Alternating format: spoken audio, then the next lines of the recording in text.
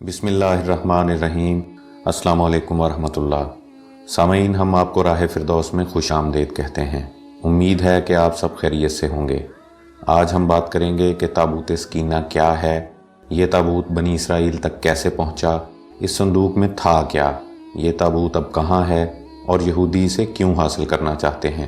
اور سامعین، آخر میں ہم آپ کو پہنچائیں گے تبرکات مقدسہ کے حوالے سے آپ نبی کریم صلی اللہ علیہ وآلہ وسلم کے منہ مبارک کے متعلق صحیح بخاری کی ایک حدیث۔ سامعین، تابوت سکینہ شمشاد کی لکڑی کا ایک صندوق تھا جو حضرت آدم علیہ السلام پر نازل ہوا۔ یہ تابوت تا حیات آدم علیہ السلام کے ساتھ رہا۔ آپ علیہ السلام کی وفات کے بعد یہ تابوت بطور میراث آپ علیہ السلام کی اولاد کو ملتا رہا، یہاں تک کہ یہ تابوت حضرت یعقوب علیہ السلام تک پہنچا اور آپ علیہ السلام کے بعد آپ کی اولاد یعنی بنی اسرائیل کے پاس رہا، اور حضرت موسیٰ علیہ السلام کو ملا اور آپ علیہ السلام اپنا خاص سامان اس متبرک صندوق میں رکھنے لگے۔ سامعین، یہ بڑا ہی مقدس اور بابرکت صندوق تھا۔ بنی اسرائیل جب کفار سے جہاد کرتے اور جب کفار کے لشکروں کی کثرت اور ان کی شان و شوکت دیکھ کر سہم جاتے اور ان کے سینوں میں دل دھڑکنے لگتے تو وہ اس صندوق کو اپنے سامنے رکھ لیتے تھے، تو اس صندوق سے ایسی رحمتوں اور برکتوں کا نزول ہوتا تھا کہ مجاہدین کے دلوں میں سکون اور اطمینان پیدا ہو جاتا تھا، اور مجاہدین کے سینوں میں لرزتے ہوئے دل پتھر کی چٹانوں سے زیادہ مضبوط ہو جاتے تھے۔ اور جس قدر صندوق آگے بڑھتا تھا، آسمان سے نصر من اللہ و فتح قریب کی بشارت عظمیٰ نازل ہوا کرتی اور فتح مبین حاصل ہو جایا کرتی تھی۔ اور جب بنی اسرائیل میں کوئی اختلاف پیدا ہوتا تو لوگ اسی صندوق سے فیصلہ کراتے تھے، اور اس صندوق سے فیصلے کی آواز اور فتح کی بشارت سنی جاتی تھی۔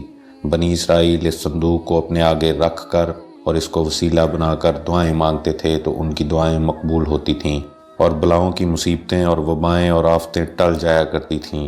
الغرض بنی اسرائیل کے لیے یہ تابوت سکینہ اور برکت و رحمت کا خزانہ تھا، اور نصرت خداوندی کے نزول کا نہایت مقدس اور بہترین ذریعہ تھا۔ مگر جب بنی اسرائیل طرح طرح کے گناہوں میں گھر گئے اور ان میں گناہ اور سرکشی کا دورہ ہو گیا تو ان کی بدعمالیوں کی نحوست سے ان پر اللہ تبارک و تعالیٰ کا قہر نازل ہو گیا۔ قوم عمالقہ نے ایک بہت بڑے لشکر جرار کے ساتھ ان لوگوں پر حملہ کیا اور بنی اسرائیل کا قتل عام کر کے ان کی بستیوں کو تخت و تاراج کر ڈالا، عمارتوں کو توڑ پھوڑ کر سارے شہر تہس نہس کر دیے، اور اس متبرک صندوق کو بھی اٹھا کر لے گئے، اور اس مقدس صندوق کو انہوں نے نجاستوں کے کوڑے خانے میں پھینک دیا۔ اور اسی بے ادبی کی وجہ سے قوم عمالقہ پر یہ وبال پڑا کہ یہ لوگ طرح طرح کی بیماریوں اور بلاؤں میں گھر گئے، اور ان کے 5 شہر بالکل برباد اور ویران ہو گئے، یہاں تک کہ ان کافروں کو یقین ہو گیا کہ یہ صندوق رحمت کی بے ادبی کا عذاب ہم پر پڑ گیا ہے۔ چنانچہ ان لوگوں نے مقدس صندوق کو ایک بیل گاڑی پر لاد کر بیلوں کو بنی اسرائیل کی بستیوں کی طرف ہانک دیا۔ پھر اللہ تبارک و تعالیٰ نے 4 فرشتوں کو مقرر فرما دیا جو اس مبارک صندوق کو بنی اسرائیل کے نبی حضرت شمویل علیہ السلام کی خدمت میں لائے۔ اس طرح پھر سے بنی اسرائیل کو ان کی کھوئی ہوئی نعمت دوبارہ مل گئی، اور یہ صندوق ٹھیک اس وقت حضرت شمویل علیہ السلام کے پاس پہنچا کہ جب انہوں نے طالوت کو بادشاہ بنا دیا تھا، اور بنی اسرائیل طالوت کی بادشاہی کو تسلیم کرنے پر تیار نہیں تھے۔ سامعین، قرآن مجید فرقان حمید سورہ بقرہ آیت 248 میں اس صندوق کا ذکر موجود ہے۔ آیت مبارکہ کا ترجمہ بیان کرتے ہیں، اور ان کے نبی یعنی حضرت شمویل علیہ السلام نے فرمایا کہ اس یعنی طالوت کی بادشاہی کا نشان یہ ہے کہ تمہارے پاس وہ صندوق آ جائے گا جس میں تمہارے رب کی طرف سے تمہارے دلوں کا چین اور حضرت موسیٰ اور حضرت ہارون کے کچھ تبرکات ہیں۔ فرشتے اس صندوق کو اٹھا کر لائیں گے، یقیناً اس میں تمہارے لیے بڑی نشانی ہے اگر تم ایمان رکھتے ہو۔ سامعین، اب رہا یہ سوال کہ اس صندوق میں کیا تھا، تو اس میں حضرت موسیٰ علیہ السلام کا عصا مبارک، حضرت ہارون کا امامہ اور توریت کی تختیاں وغیرہ موجود تھیں، اور انہی تبرکات کی وجہ سے یہ اللہ تبارک و تعالیٰ کی بارگاہ میں مقبول تھا کہ اس صندوق اور تبرکات کی برکت سے اللہ تعالیٰ ان کے دلوں کو سکون عطا فرماتا اور فتح ان کا مقدر بن جاتی تھی۔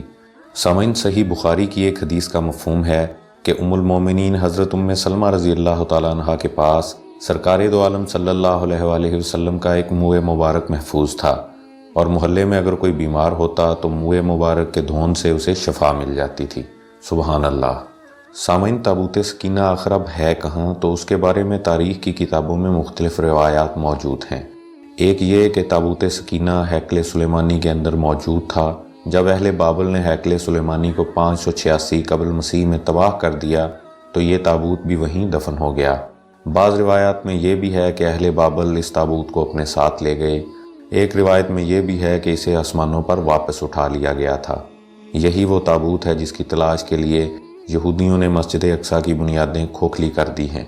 मुक़द्दस तबरकात की तलाश के नाम पर सुरंगें खोद दी गई हैं। उनका दावा है कि जहां मस्जिद अक्सा मौजूद है वहीं पर हैकल सुलेमानी और कुदस थे, इसलिए यहूदी मस्जिद अक्सा को शहीद करके वहां दोबारा हैकल सुलेमानी तामीर करना चाहते हैं। यहूदियों का अकीदा ये है कि हैकल सुलेमानी की एक दीवार में वाक़या एक दरवाज़े से ही क़यामत से पहले उनका आखिरी बादशाह वापस आएगा और पूरी दुनिया पर उनकी हुकूमत कायम करेगा, जबकि इस्लाम की तालीमात के मुताबिक क़यामत से पहले दज्जाल का ज़हूर होगा और तमाम दुनिया के यहूदी उसकी बादशाहत और नबूवत को तस्लीम करते हुए मुसलमानों से जंग करेंगे।